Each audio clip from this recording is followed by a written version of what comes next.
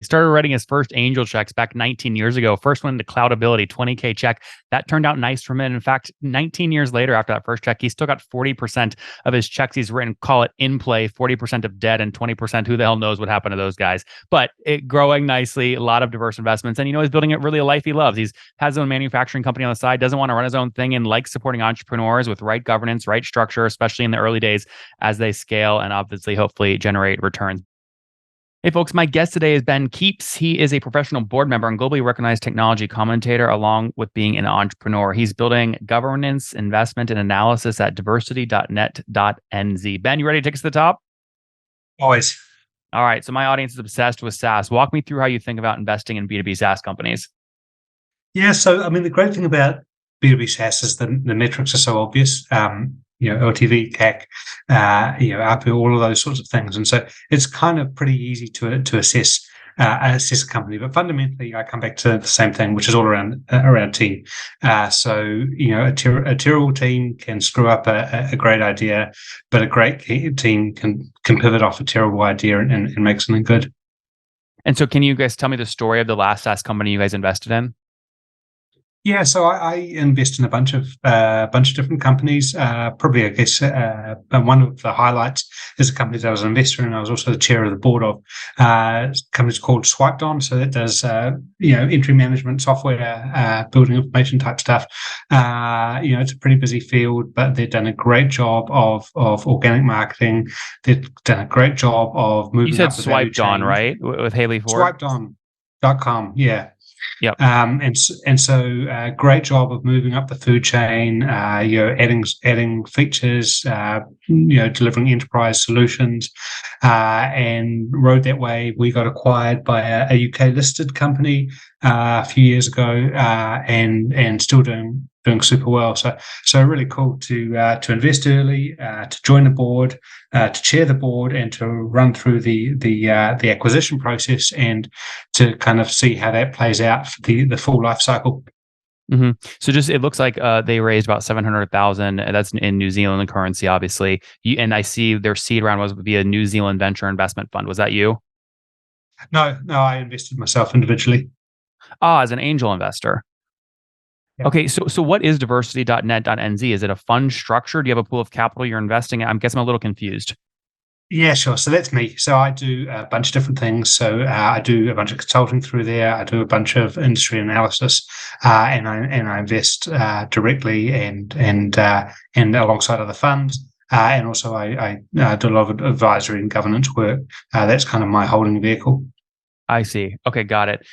Does that have any connection to the government of New Zealand? Like, are they a big LP in a fund that you're running, or is there any connection there? No. So the government of New Zealand has what's called the Venture Investment Fund. So basically, they will co-invest alongside credible investors, and so a lot of the deals that I've been involved with that fund has invested alongside. But yeah, they're trying to let other people pick winners, I guess. Mm-hmm. Interesting. So it looks like you were also involved. I'm looking at your LinkedIn profile now. Things like Siftery, which we had on cloudability. Now you got into all of these via the first angel round. Yeah, pretty much. So I was the first investor in cloudability, and again, that was super interesting. Introduced those guys to Brad and the team at the Foundry. Watched that investment play out over time, and then they got acquired by Aptio. And yeah, that was an interesting journey. Siftery is another example. I invested early when it was, I can't even remember what it was called before Siftery. And watched that proposition because I was an industry analyst, and Siftery was trying to kind of disrupt the analysis space. Did you introduce them to Godard? No, I didn't. I knew the people who knew who's who in the zoo, but they met up and they were acquired, which was great. It was a good outcome for the investors, but great to see that product in a bigger home, I guess. Yep. No, that makes tons of sense. Oh, what's going on there, YouTube? Good to see you guys. Now imagine this. You love watching these interviews with SaaS founders, but imagine if we took all of the valuation data out from over 2,807 interviews I've done manually. Saves you a lot of time. Well, we've done this. We've built it into the beautiful interface inside of FounderPath. Check this out. I'll show you how you can access this in a second, but you log in, you connect your Stripe account, you see your valuation real time. You can see what it changed over the past 88 days and even set goals for valuation this year. Now, the secret to valuation is there's many different ways to value a SaaS business. So the reason you're going to see 3 or 4 different valuations inside of your FounderPath dashboard, this is all free by the way, is because depending on who's doing the buying of your SaaS company, you're going to get a different valuation. A VC is going to pay a different valuation. Private equity firm is different. If you're going to do a minority sale, that's different. And if you sell the whole business, that's a different valuation. You can see all those when I hover over here. Right, so the teal is what a VC would pay, yellow is what private equity, and red is if you sold the whole thing outright. Now, what's cool about this is not built off random data. Again, you guys hear these interviews on YouTube. All these data are built from real-time valuation data points founders share with us on the show. So traction, 1.2 million, seed round, 3.7 raised, they sold 22% of their business. Go in here and filter by the event. Maybe you only want to see companies that have sold the whole business. Well, here are a bunch that have been acquired, the valuation and the multiple. Maybe you're going out right now and you're raising your seed round. Well, go in here and look at all this recent seed deals that went down, what they raised, what valuation they raised at, and what percent that they sold. There's never been a larger data set of SaaS valuations than what you can get now inside of FounderPath, and we're thrilled to bring it to you. All right, we're going to go back to the YouTube video here in a second, but if you want to check this tool out, if you want to jump in and sign up, you can check it out for free to get your valuation at this link, founderpath.com/products/valuations. Or if you go to founderpath.com and hover over products, click on get your valuation here and go ahead and sign up to give it a whirl. Again, all that valuation data live right inside the platform. I hope to see you there. All right, let's jump back into the interview. We had cloudability on the show. Now, this was way back before they were acquired. This was back when they were doing around 20 million in revenue, and they had only 41 million raised. I guess one good question that would be, I think that would be good to ask you is, there's a lot of folks that have boards, but they just do a terrible job of using board members, right, for strategic reasons. What founder have you worked with in the past that is just you think has done a brilliant job at treating you like an employee, almost getting you to do stuff that really helps them? Yeah, so the first thing I'd say is it's super important to know the difference between governance and management, and it's important for board members to understand where that lies, and it's super important for governors, for directors to be involved, but to be hands off, I guess. They say, well, they do say, noses in, hands out. The CEO of Swipedom, CEO and founder Hadley, did a great job of kind of leaning on me when it was appropriate, but also having that arm's length separation. And so that was a fun process. It was a really fun process to walk alongside him from the very early stages to the acquisition. Can you share a real story, one that he won't care if you share, to actually quantify what you mean when you say he, quote, leaned on you? Yeah, so in the early days, before I came on board, when it was a very, very early product, they had outsourced some development to an individual in Pakistan, I believe, and that these horror stories sometimes happen. That kind of went south. That relationship went south, and this is a long, long time ago now, and there was a bunch of stuff that happened around, people threatening to steal source code and out people and rip off software and stuff like that. And that stuff is super scary for anyone. And so I think that's not an example where, as a board member, you have the opportunity to provide the support and guidance, I guess. I mean, at the end of the day, the C probably knows what the right thing to do is and will do it anyway. But having someone who you can confide in, because the reality is, as a C, it's super hard because you can't be completely honest with your employees because, at the end of the day, the buck stops with you. And so your board members, you should absolutely see them as a sounding board that you can be totally honest with and you can have that super open conversation with. Interesting. And then what about Matt Ellis? Did he use you well at Cloudability? I mean, in the early days, for sure. I mean, I think, once you do Series A, Series B with people like, the Foundry, it all changes. And it's kind of hard for early angel investors. I mean, I've had, not with Cloudability, but with other companies, I've had sort of the email from CE saying, hey, we've done Series A, B, C, whatever. From now on, we probably won't be updating you ever, and I won't reply to your emails, kind of thing, which is a little bit jarring. That wasn't the case with Matt and JR at Cloudability, but the relationship absolutely changes. But I mean, for me, I think the important thing is outside of, I mean, that's a validation that you've done a good job, right? Because they're leaving home, they're growing up, your kids are finally fledging, and that's a good thing. But the relationships, in terms of the respect and the friendships, those remain. And so I catch up with JR, co-founder at Cloudability. I saw him at AWS reInvent only a few months ago. Him and his wife. He's a great guy. I deeply respect him. He stayed at my house in New Zealand, and that stuff endures outside of the kind of startup cycle. Now, obviously, we're only talking about your wins here. I bet you probably have a lot of the angel checks that went south as well. We'll get to those in a second. But for Cloudability, there's a lot of early stage, even angel investors, solo funds listening, going, "How do I get to a JR out of Matt? How do I get into the next Cloudability? How did you get into that deal specifically? And if you can share, what was the check size you wrote?" Yeah, I was super lucky. I mean, the check size was, from memory, it was like 20, 30K, so not much at all. I was super lucky because I was working in the Valley, living in New Zealand, working in the Valley as an industry analyst. I went to all the shows, I put on shows, and so I had fantastic deal flow. That's totally not the case for other people. So, one option is to get involved in an angel network. I'm not so big on that because it's kind of douchebaggy. Just swim in the waters. Just go and meet some folks. Go hang out at open nights. Go to pitch days or whatever, and get to know people, because it's about the relationship is the key thing. And so, you might not have the fantastic deal flow that I've been fortunate enough to have. Individuals may not have, but just swimming in that sea, you start to get an affinity and start to pattern match, really. Mm-hmm. So how many angel checks would you say you've written over the past 10 years? I guess somewhere between 50 and 100. Okay. And how many of those just went to zero? Probably. So there's probably 40% still in play. I would say I've been super lucky. So probably 60% of the ones that have had an outcome have been a positive outcome. 40% have been to zero. Positive outcome would mean you at least got your money back. Yeah. I mean, you've got to have ones like Cloudability, though, that are doing, 5, 10, 20x your money back, hopefully, though, right?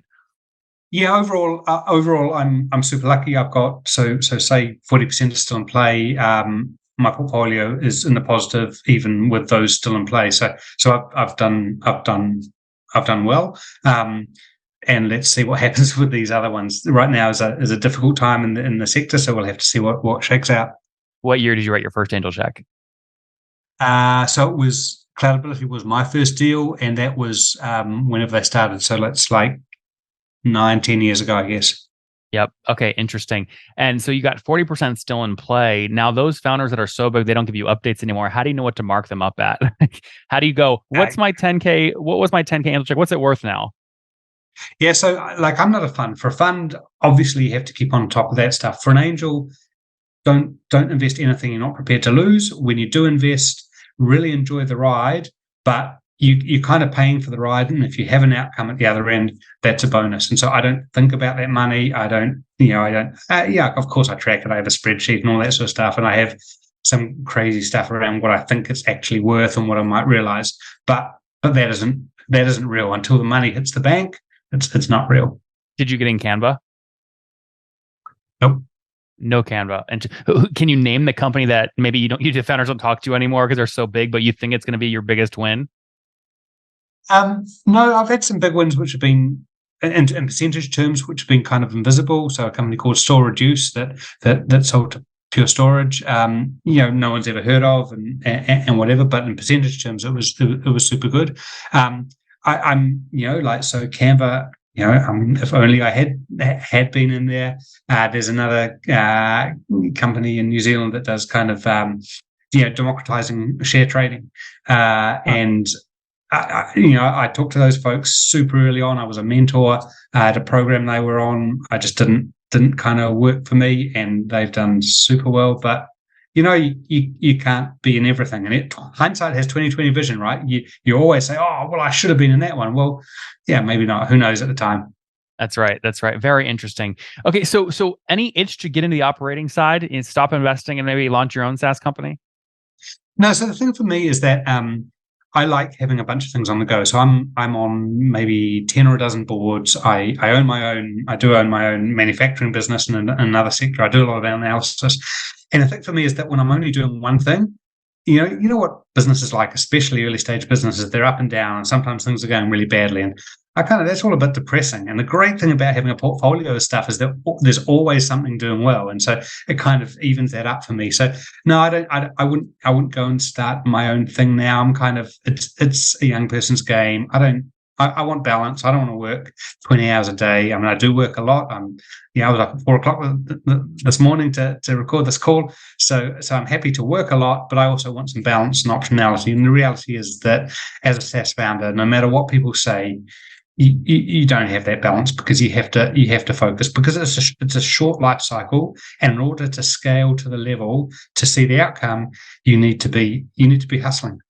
I'm going to ask you very specific questions, so feel free to punt if it's not relevant to your experience. But a lot of times, folks that are raising their Series A, that's when a board structure of usually 5 is proposed, right? And it's usually structured as 3 common. The seed investor has 1 seat, and maybe the new investor has another, or the new investor has another plus an independently, mutually agreed upon position. One of the things where I've just seen founders get destroyed on this is if the verbiage of that board structure says those 3 seats out of the 5 can be appointed by whoever owns majority of common. Well, the founder assumes they'll always have majority of common, and there are ways that cannot be the case in the future. And we say you should structure it as your name, the CEO, right? Not necessarily majority of common. Would you agree with that advice? And feel free to disagree, and maybe share an example if you can. Yeah, so it's super difficult, and obviously I'd refer everyone to Brad Feld's Venture Deals book, because there's some great advice in there. And also he's done a book about governance. It's contextual, right? So if you have a check and the check says, hey, we want these terms around the board seats, otherwise we're not going to give you the check, what are you going to do? For sure, it's within a founder's interest that they have the power over appointing the board.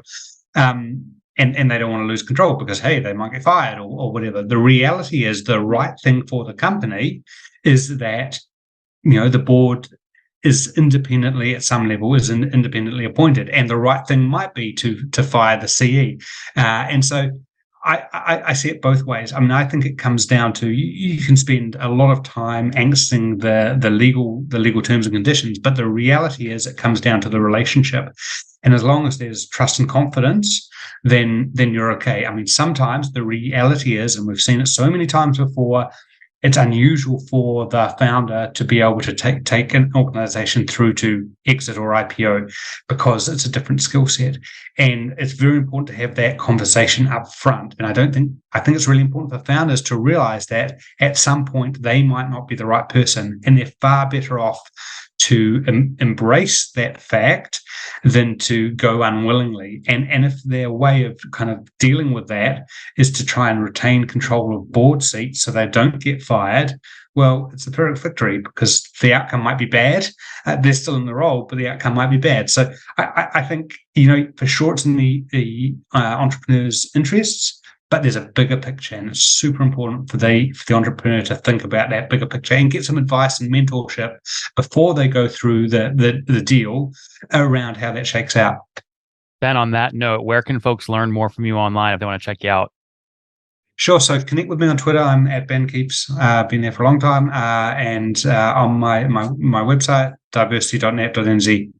Guys, there you have it. He started writing his first angel checks back 19 years ago. First one to cloudability, 20K check. That turned out nice for him. In fact, 19 years later, after that first check, he still got 40% of his checks he's written, call it in play, 40% of dead, and 20% who the hell knows what happened to those guys. But it growing nicely, a lot of diverse investments. And, he's building really a life he loves. He's has his own manufacturing company on the side, doesn't want to run his own thing, and likes supporting entrepreneurs with right governance, right structure, especially in the early days as they scale and obviously, hopefully generate returns. Ben, we appreciate you. Thanks for taking us to the top.